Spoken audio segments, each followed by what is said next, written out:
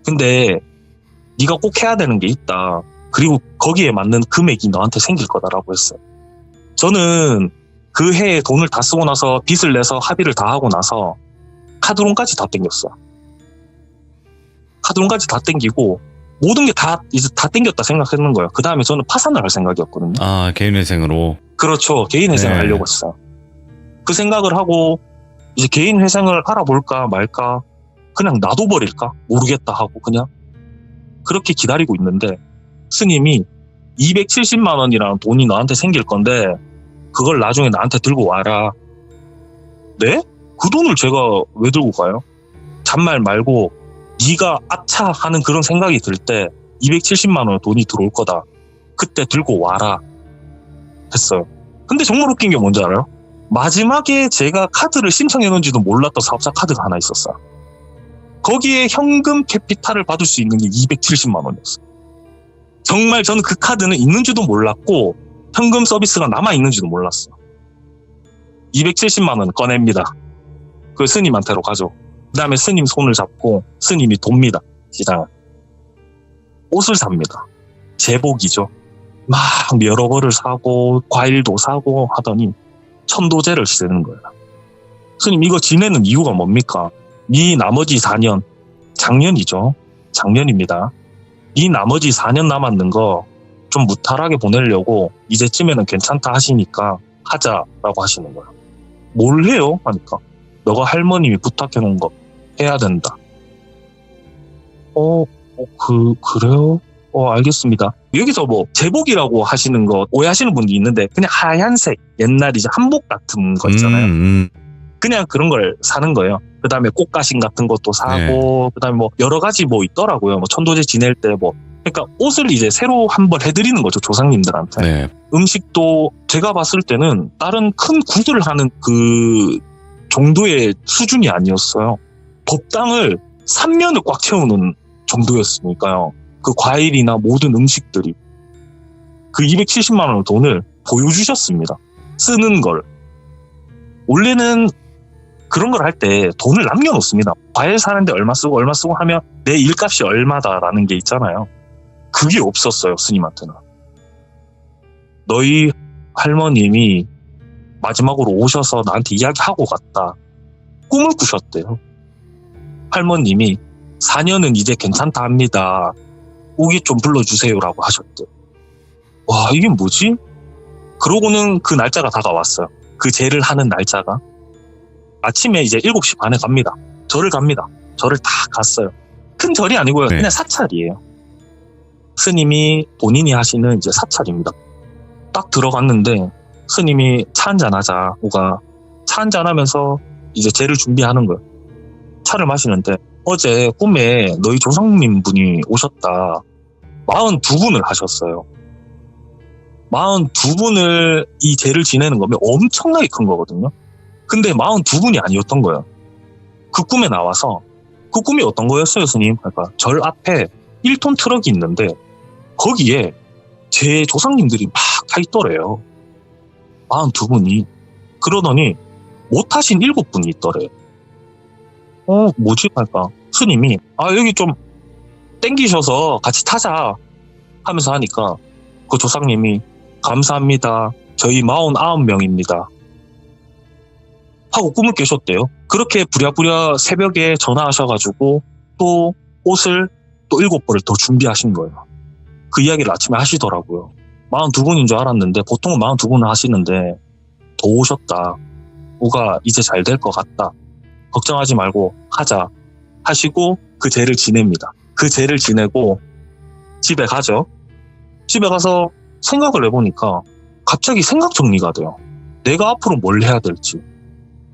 다음날 아침에 일어나자마자 회생을 알아봅니다. 그리고 어머님한테 물어보죠. 엄마 죄송한데 한 200만 원만 있을까요? 잘 안 될 것 같아서 도저히 이제 감당을 못할 것 같아서 회생을 해야 될 것 같습니다. 통장에 딱 200만 원 있습니다. 주시더라고요. 회생을 합니다. 회생 처리가 그렇게 쉬운 게 아니에요. 거의 한 6개월 정도 걸립니다. 보통 한 6개월에서 1년 걸리시는 분들도 있고요. 넘는 분들도 있어요. 근데 정말 웃긴 게 12월 달에 승인이 탁 나요. 딱 끝나고 한 해가 이제 지나가는 거죠. 넘어가 버리는 거예요. 넘어가는데 이제 이모부님이 말씀하십니다. 12월 달에 넘어가시기 딱 전에 족발집을 하나 하세요. 우리 이모부는 20년 동안 이제 족발집을 하신 분이에요. 그리고 업계에서도 유명하신 분이고 예. 내 기술을 그냥 가르쳐 줄 테니까 어디서든 돈을 구해서 가게를 하나 해라. 뭐 큰 돈 벌려고 하지 말고 먹고 살 만큼만 할 수 있게 예. 할 수는 있으니까 배달 가게를 한번 시작해봐라. 어머니께서는 그럼 스님한테 물어보겠다. 후기도 이제 회생이 진행이 됐고 정리가 된 것 같으니까 뭐 일만 하면 될 것 같다. 한번 해보자. 가족이 다 뛰어들어서 아버님은 거의 한 40년 동안에 포크레인 일을 하셨는데 정말 사업이 안 되셨어요. 누가 이렇게 안 풀릴까 싶을 정도로 그 스님을 처음 알게 된 분이 우리 아버지예요. 다른 분의 묘를 이장하시는 일을 하시고 계셨는데 스님이 아버님께서 인보로 가신 거죠. 가셨다가 인연이 돼서 만난 건데 스님께서 하는 말이 옳다건 이제 왔다. 이제 끝났다. 돈 있는 거 빚내서라도 시작을 해라. 이렇게 하셔서 또 저희의 친구 캐피탈을 냅니다. 쉽게 말하면 카드론이죠. 2천만 원을 받습니다. 어머니께서. 가게를 딱 차렸어요. 올해 1월 21일 딱 차렸어요. 2천만 원을 빌렸죠. 저희들이. 저희가 12일 만에 2천만 원을 벌었습니다. 12일 만에 모든 빚을 정리합니다. 그러고 3개월이 지났어요. 3개월이 지나고 나서 맛집 랭킹 1위를 합니다. 그때부터는 하루 매출이 100만 원을 넘어가기 시작해요. 그렇게 6월 달까지 왔습니다. 제 인상은 지금 이렇게 왔어요. 와, 진짜 앞으로 3년이 남았죠. 예. 3년이 남았습니다. 아직까지 무슨 일이 더 벌어질지 모르지만 지금까지는 제가 이렇게 살아왔어요. 참 기구하게. 이거 진짜 이 정도로 기구한 삶을 본 적은 없거든요. 근데 참. 이제 그런 건 있을 거예요. 이제 왕족발님은 할머님이 그러신 거고 또 할머님이 아시는 또 스님 분이시니까 이런 얘기를 들었을 수도 있겠지만 꼭 그게 할머님 말고 다른 분들의 대입을 해봤을 때는 아닐 수도 있잖아요. 맞아요. 당연하죠. 그러니까 그 부분은 사람마다 너무나 달랐던 것 같고. 근데 그리고 스님이 말씀하신 것 중에는 네네. 인연법이라는 게 몇 번 들어보신 분들도 있을 거지만 네. 전혀 무속과 관련 없이 인생을 끝마치시는 분들에게는 다가가질 않는데요. 오. 전혀 인연이 없을 거니까 믿을 상황도 주지 않으며 그런 현상을 겪게 하지도 않는데요. 전혀. 그렇다 보니까 저는 믿는 분들은 솔직히 말해서 너무 믿어도 안 된다고 생각해요. 맞죠. 안 믿는 분들은 그래도 조심은 네. 해야 된다라고만 생각을 해요. 그래서 좋은 건 잘 듣고 안 좋은 거는 피해가는. 그래서 우리들이 뭐 삼재도 피해가고 뭐 맞아요. 그 정도는 하잖아. 앵마진이 정도는 하니까. 그렇게 잘 살아갔으면 좋겠어요. 저는 이제 3년 남았기 때문에 3년만 열심히 살아보려고 합니다. 근데 진짜로 쭉 잘 되셨으면 좋겠어요. 이게 이 아우. 이야기를 들어서 그런 건지 모르겠는데 정말 열심히 하시려고 하시는 게 느껴지잖아요. 왕족발님 오늘 이야기 너무너무 잘해주셨고 다음번에 분명히 아껴둔 이야기 몇 개 있을 것 네. 같아요. 꼭 들려주시길 바라겠습니다. 감사합니다. 오늘도 네, 감사합니다. 행복하세요. 네. 고맙습니다. 정말 힘든 일들을 많이 겪어 오셨는데도 이렇게 유쾌하시면 제가 봤을 때는 뭘 해도 되실 분입니다. 이분은 목소리에서 그 기운이 느껴져요. 힘들어도 언제든 일어날 수 있고 나는 해낼 수 있다. 이런 느낌이 많이 느껴집니다. 그리고 왕족발님 같은 경우는 어릴 때부터 그 날에 그 시간에 태어나야 된다고 할머니께서 계속 했던 이유가 분명히 있었을 거라 생각하고 정말 소름 끼쳤던 거는 와, 난 그 3명의 어린아이가 차사였을지는 꿈에도 몰랐어요. 왜냐면 아무리 그 차사 이야기가 많이 나왔다고 한들 어린아이의 모습으로 나타난 적은 단 한 번도 없었던 걸로 기억이 납니다. 여러분들, 근데 왜 우리는 차사가 어린아이로 나타날 거다라는 생각을 못 해봤을까요? 그럴 수 있잖아요. 그게 너무 소름 끼쳤었어요. 그래서 오늘 또 대감 왕족발님께서 정말 또 기구하고 기묘한 이야기를 들려주시지 않았나 생각을 해보겠습니다. 시청해주신 모든 분들 감사드립니다. 고맙습니다.